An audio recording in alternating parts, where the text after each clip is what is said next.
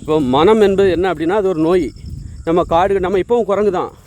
நம்ம விலங்குகளாக நம்ம யார் அப்படின்னா விலங்குகள்.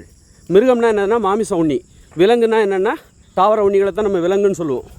அப்படி இருக்கும்போது நம்ம விலங்குகளாக காடுகளில் வாழ்ந்து கொண்டிருந்த போது, குரங்குகளாகிய நாம் விலங்குகளாக காடுகளில் வாழ்ந்து கொண்டிருந்த போது அப்போ மனம்ங்கிற நோய் ஏன் ஏற்பட்டுச்சுன்னா, பிற உயிரினங்கள் நம்மளை வேட்டையாடிச்சுல, சிங்கம் புலி சித்தைகள்லாம் நம்மளை வேட்டையாடிச்சு. அதை பார்த்த பயத்தில் நமக்கு அந்த மரண பயத்தில் நிம்மதியான தூக்கம் கிடையாது. எப்போ புலி வரும், எப்போ நம்மளை கடிக்கும், சிங்கம் கடிக்கும் அப்படிங்கிற அந்த பயத்தில் நமக்கு மனம் என்கிற நோய் ஏற்பட்டது. சரியாக தூக்கம் இல்லாமல் பைத்தியம் பிடிச்சி அப்படி தான் மனம்ங்கிற நோய் ஏற்பட்டுச்சு. அப்போ அந்த மனம்ங்கிற நோய் குணப்படுத்த முடியுமா? மனம்ங்கிற நோயினால்தான் நம்ம விலங்குகளாக இருந்த அந்த குரங்குகள் இப்பொழுது மனிதராக மாறி இருக்கிறது. ஆனால் இப்போவும் குரங்கு தான். குரங்கு முதல்ல விலங்காக இருந்தது. மனம் என்கிற நோய் காரணமாக இப்பொழுது மனிதராக மாறி இருக்கிறது. விலங்கு என்பது இப்பொழுது மாறி மனித, ஆனால் குரங்கு தான், இப்போவும் குரங்கு தான். இப்போது நம்ம குரங்கு தான். அப்படின்னா இப்போ அந்த மனம்ங்கிற நோயை நம்ம குணப்படுத்த முடியுமா அப்படின்னா, மனம்ங்கிற நோய் தான் நம்ம மனிதராக மாறிய காரணம். அப்படிங்கிறனால மனம்ங்கிற நோய் இருக்கிற வரைக்கும் தான் நம்ம மனிதராக இருப்போம். அது குணமாயிடுச்சுன்னா நம்ம திரும்ப விலங்குகளாக மாறிவிடுவோம். விலங்குகளாக மாறினா அங்கே நமக்கு பாதுகாப்பு கிடையாது. விலங்குகள் எப்படி வாழும்? அங்கே குடும்பமாக வாழாது, கூட்டு குடும்பமாக வாழாது, திருமண உறவு கிடையாது. அப்போது ஒருத்தர்கிட்ட உதவியை பெற முடியாது, பேசாது. விலங்குகள் பேசாது, சத்தம் தான் போடும். அப்போ ஒருத்தர்கிட்ட உதவியை நம்ம பெற முடியாது, மீண்டும் தனித்து வாழ ஆரம்பித்து விடுவோம். அப்போ மீண்டும் பிற உயிரினங்கள் நம்மை வேட்டையாடும். இன்றைக்கி மனிதர்களை பிற உயிரினங்கள் வேட்டையாடாது. காரணம், மனிதர்கள் ஒற்றுமை, ஒருவருக்கு ஒருவர் உதவி செய்து கொள்கிறார்கள். உதவியை பெறுவதற்காக பேசுகிறோம், பேசுவதை நாம் கண்டுபிடித்துள்ளோம், மொழியை கண்டுபிடித்துள்ளோம். இதுதான். அப்போ மனிதர்களுக்கு அந்த மனம்ங்கிற நோயினால் தான் இந்த மாதிரியான பேசுவது, இது எல்லாமே மனம்ங்கிற நோயினால் தான். ஒரு மனிதராக வாழ்கிற இந்த வாழ்க்கை மனம் என்கிற நோயால் தான். மனம் என்கிற நோய் முழுமையாக குணமடைந்து விட்டால் நாம் மீண்டும் விலங்குகளாக மாறிவிடுவோம். அதனால் மனம்ங்கிறது தேவை. அதே நேரத்தில் மனம் என்கிற நோய் ஒரு கட்டுப்பாட்டிற்குள் இருக்க வேண்டும். அதாவது அது கட்டுப்படுத்த முடியாமல் அது வந்துக்கிட்டே இருக்குதுல்ல, எண்ணங்கள், யோசனைகள், கற்பனைகள், அது வந்துக்கிட்டே இருக்குது. 24 மணி நேரம் ஓய்வே இல்லாமல் வந்துக்கிட்டே இருக்குது. அதை நிறுத்துறக்காக தான் தியானம்லாம் பண்ணுறாங்க. அப்போது அது நிறுத்துறக்காக தான் தியானம் பண்ணுறாங்க. இப்போ தியானம் பண்ணும்போது எப்படி எண்ணங்கள் அற்ற ஒரு நிலை இருக்குல்ல, அதுதான் அந்த விலங்குகளாக இருக்கும்போது.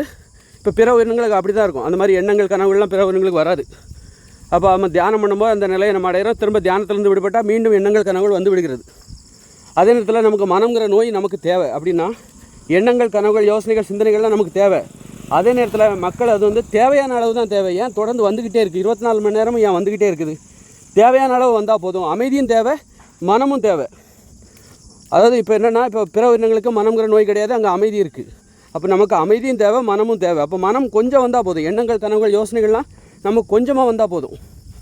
இப்போ உதாரணத்துக்கு அந்த நிலையை அடைந்த முதல் மனிதன் தான் நான். இப்போ என்னுடைய மனசு எப்படி இருக்கும் அப்படின்னா, இப்போ உங்களை போல் 24 மணி நேரமும் எண்ணங்கள், கனவுகள், யோசனைகள் வந்த ஒருத்தன் தான் நான். அப்போ அப்படிப்பட்ட நான் இன்றைக்கி தகுந்த ஆராய்ச்சியின் மூலமாக அப்போ முதலில் மனிதனாக முழுமையடைந்த அந்த முதல் மனிதன் தான் நான்.